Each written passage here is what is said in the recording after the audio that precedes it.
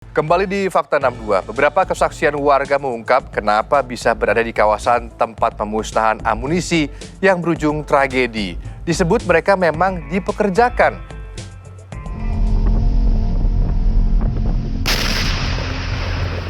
Kesaksian warga setempat mengungkap korban meninggal dunia dalam tragedi ledakan amunisi di Garut bukan tengah memulung, melainkan sedang bekerja. Pernyataan tersebut disampaikan kakak salah satu korban yang meninggal dunia dalam kejadian tragis di Desa Sagara, Kecamatan Cibalong, Kabupaten Garut, Jawa Barat.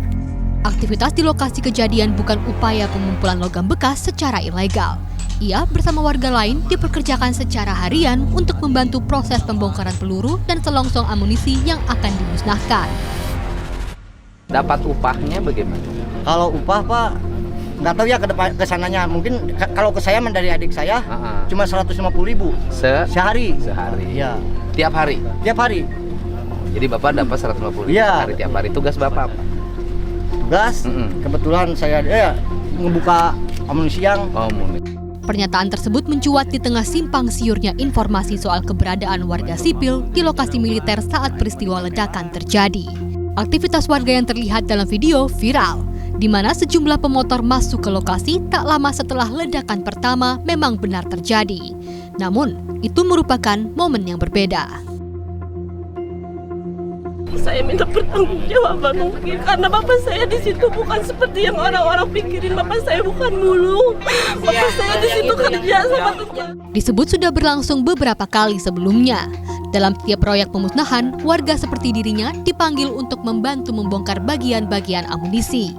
Penjelasan ini seolah memberi sudut pandang baru terhadap tragedi ini. Keluarga meminta tak ada anggapan miring yang menyudutkan para korban seolah-olah mereka melanggar atau menyusup ke lokasi tanpa izin. Pengamat militer menyebut pemusnahan amunisi mesti dilakukan secara bertahap dan terukur. Selain itu, sterilisasi wilayah dan SOP yang jelas merupakan persoalan serius yang mesti segera dibenahi.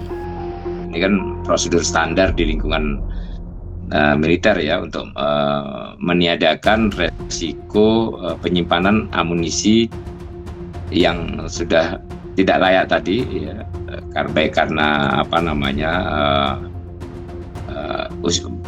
melampaui usia simpan gitu ya, atau mengalami deformasi, degradasi struktur maupun fungsi ya, akibat penyimpanan. Saya kira sebenarnya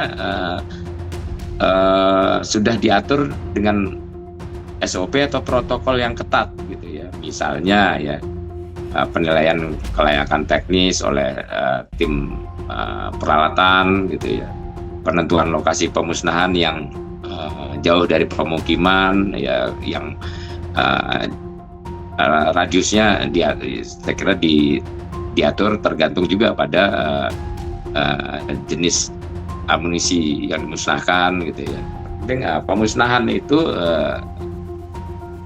secara SOP diatur dilakukan secara bertahap dan terukur ya.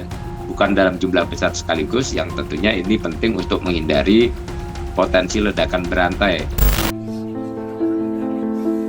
Sedih, seolah tak sanggup menghadapi situasi orang terkasih telah pergi. Dadang Hermawan, warga Kampung Sakambangan Cibalong, Garut, jadi salah satu korban ledakan amunisi.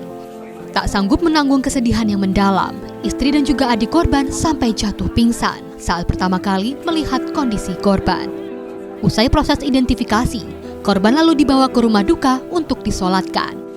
Duka tak hanya dirasa keluarga, tapi juga teman yang biasa sehari-hari bersama korban. Beliau sekaligus sebagai Ketua Karang Taruna Desa Mekarwangi. Kalau kesehariannya seperti apa? Beliau salah satu orang yang sangat inspiratif, jiwa sosial yang tinggi, di bidang kepemudaan, bidang keagamaan dan yang lain-lain. Ya, saya sebagai kepala desa, pemerintah Desa Mekarwangi merasa kehilangan sosok beliau, jiwa kepemimpinan di khusus kepemudaan lah. Dadang Hermawan merupakan satu dari 9 korban warga sipil saat operasi pemusnahan amunisi kadaluarsa oleh pihak militer pada Senin pagi. Diketahui, sudah 5 korban telah diserahkan ke pihak keluarga untuk kemudian dimakamkan. Sementara 4 korban lainnya masih dalam pemeriksaan DNA karena kondisinya yang sudah sulit dikenali. Ervan Lujina melaporkan.